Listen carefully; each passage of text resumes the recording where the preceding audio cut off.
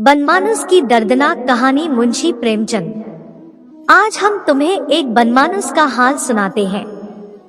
सामने जो तस्वीर है उससे तुम्हें मालूम होगा कि बनमानुस न तो पूरा बंदर है न पूरा आदमी। वह आदमी और बंदर के बीच में एक जानवर है, मगर वह बड़ा बलवान होता है और आदमियों को बड़ी आसानी से मार डालता है।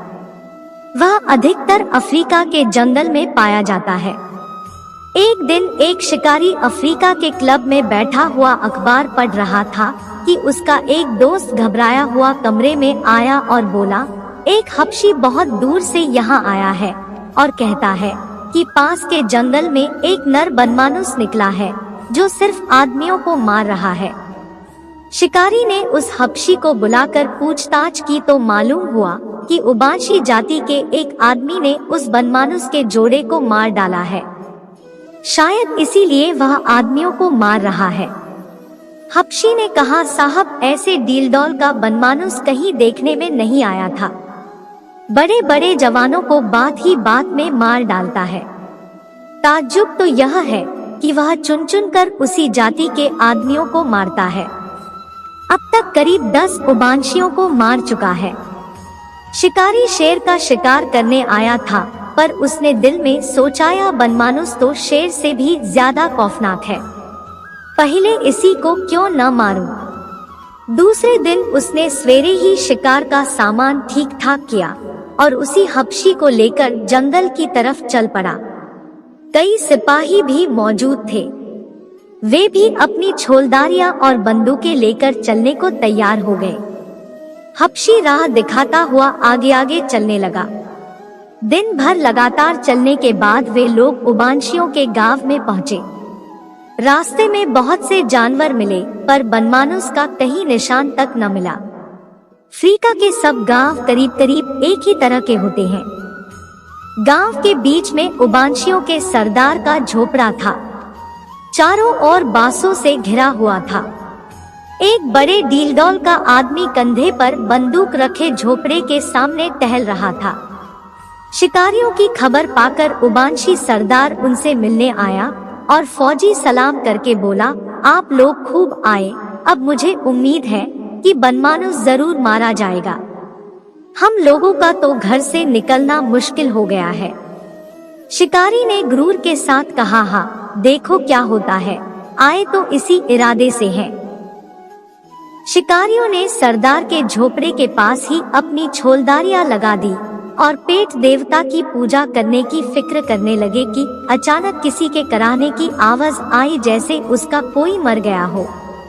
शिकारी ने पूछा, यह कौन रो रहा है? हबशी ने घबराई हुई आवाज में कहा, हुजूर, यह वही बनमानुस है।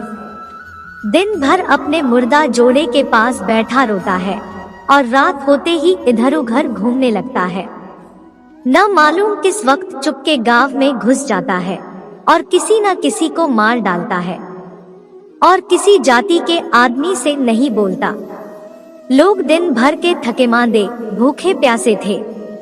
बनमानुस का शिकार करने की किसे सूझती थी। जब लोग खा पी कर फारिग हुए तो सलाह होने लगी कि बनमानुस का शिकार कैसे किया जाए। उबांशी सरदार ने कहा, रात को आप लोग उसे नहीं पा सकते, दिन को ही उसका शिकार हो सकता है। शिकारियों को भी उसकी सलाह पसंद आई। सब अपनी अपनी छोलदारियों में घुस गए और बाहर पहरे का यह बंदोबस्त कर दिया कि 2-2 घंटे के बाद पहरा बदल दिया जाए।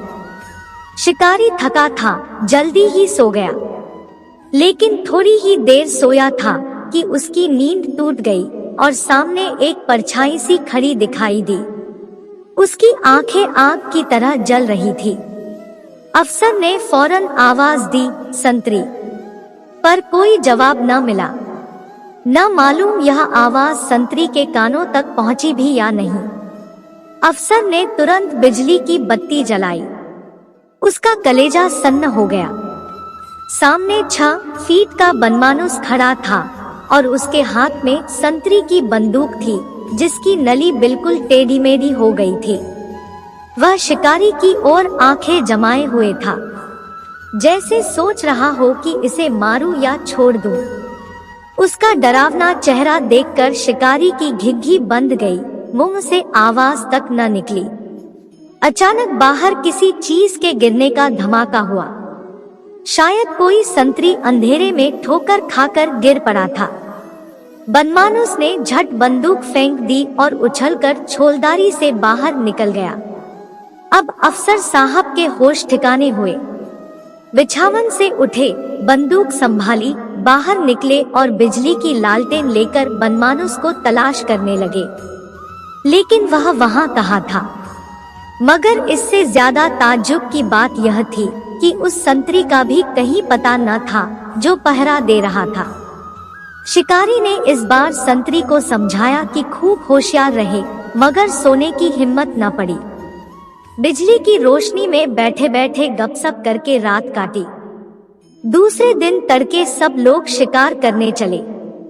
गांव के आदमी उन्हें विदा करने के लिए गांव के बाहर तक आए। अच्छी खासी भीड़ जमा हो गई।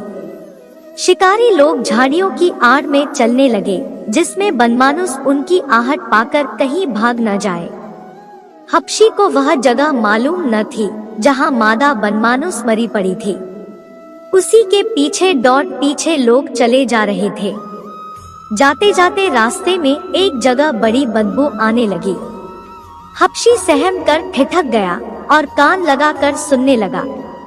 वहीं रोने की आवाज सुनाई दी। शिकारी ने अपने साथियों से कहा, तुम लोग बंदूकें तैयार रखो, मैं आगे आगे चलता हूँ। मगर अभी 200 कदम भी न गया था कि उसे वह बनमानुस नजर आया। मगर वह अकेला न था, उसके जोड़े की लाश भी वहीं पड़ी हुई थी। बनमानुस उस लाश पर झुका हुआ अपने दोनों हाथों से छाती पीट पीट कर रो रहा था।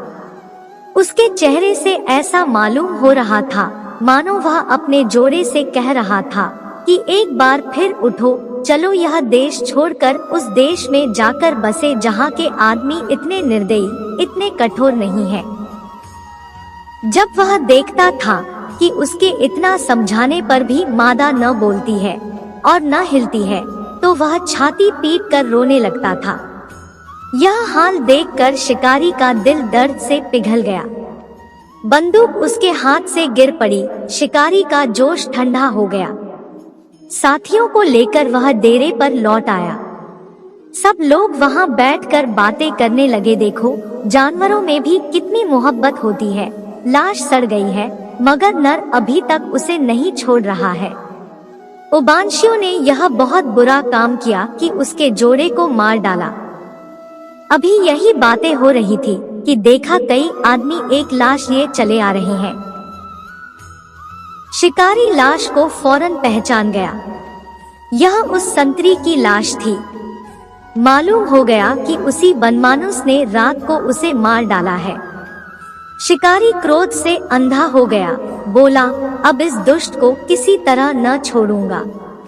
ऐसे खूनी जानवरों पर दया करना पाप है। आज उसका काम तमाम करके दी दम लूंगा।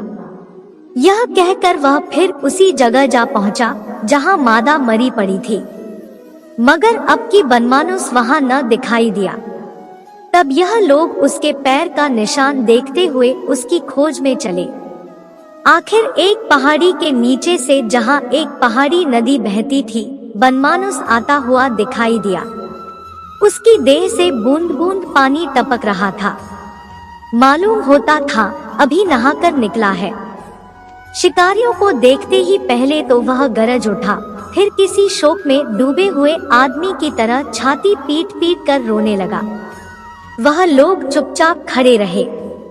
जब वह बिल्कुल पास आ गया तो अफसर ने उसके कंधे पर निशाना लगाकर गोली चलाई।